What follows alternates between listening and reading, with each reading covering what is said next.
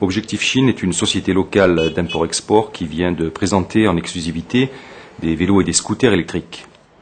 Il s'agit d'une alternative efficace et civique pour lutter contre les augmentations conséquentes du pétrole et de la pollution. Il est évident que le souhait de Pierre Rochette serait de voir ces véhicules écologiques et silencieux envahir très prochainement nos paysages urbains. J'ai le plaisir aujourd'hui de vous présenter des scooters et vélos électriques chinois. C'est une première à Orange. Donc nous avons pensé faire cette opération au cœur de la ville, en présence des autorités, notamment de monsieur le maire Jacques Bompard, afin de sensibiliser la population orangeoise qui va passer dans le secteur à ces produits, à ces véhicules en fait, qui sont propres, puisqu'ils sont électriques, écologiques et économiques. Donc ce sont des points qui sont véritablement importants et je pense que, enfin nous pensons que ça va séduire les futurs utilisateurs. Ouais, il faut s'y habituer effectivement, mais c'est une aide extraordinaire. Quand on pédale, on ne fait pas d'effort. Il n'y a qu'au démarrage, il faut pédaler un petit peu, et puis après on entretient simplement. Et on sent que vraiment il y a un moteur qui vous assiste, et ça facilite bien les choses. On le fait comme ça. Pour les vélos, nous avons donc un produit qui fonctionne avec une batterie au lithium, donc une batterie extrêmement légère, très fiable, très performante. Les vélos ça dépend de la gamme, les vélos sont équipés non seulement bien sûr avec ce moteur économique, puisque la consommation pour un vélo est d'€1 pour 500 km au niveau de la charge. Ça veut dire que le chargeur consomme pratiquement rien, sur le secteur bien sûr, sur votre compteur. Ensuite nous avons sur certains modèles des freins à disque, à l'avant ou à l'arrière, donc quelque chose de très performant.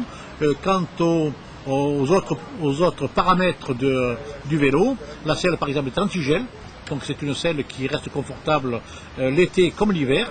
Et donc là je crois aussi est équipé avec un panier porte-bagages, avec un panier porte-bagages à l'avant, devant le guidon, un porte-bagages à l'arrière, et on peut adapter bien sûr un siège enfant sur le porte-bagages arrière, sans aucun problème.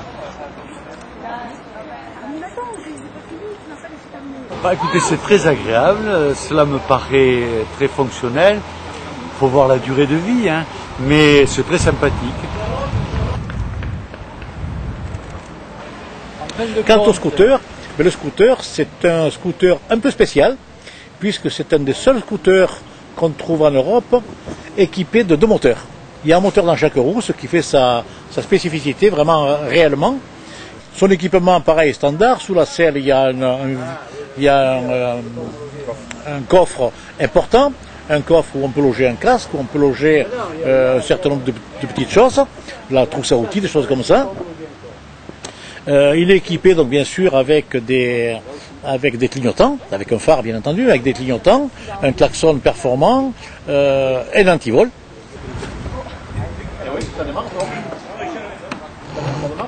Surprenant par rapport à un scooter thermique où on a le bruit et l'accélération est aussi puissante que sur un scooter thermique et le confort est extraordinaire, c'est surprenant.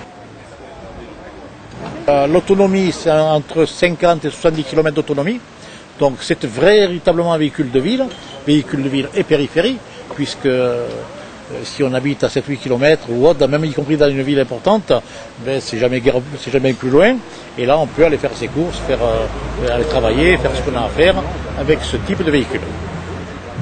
Je viens d'essayer ce scooter, il est assez agréable, il a une accélération assez forte au départ. Et par contre, je pense qu'on atteint assez vite une vitesse de 40-45 km/h. Et le freinage est bon, très agréable à conduire. Voilà.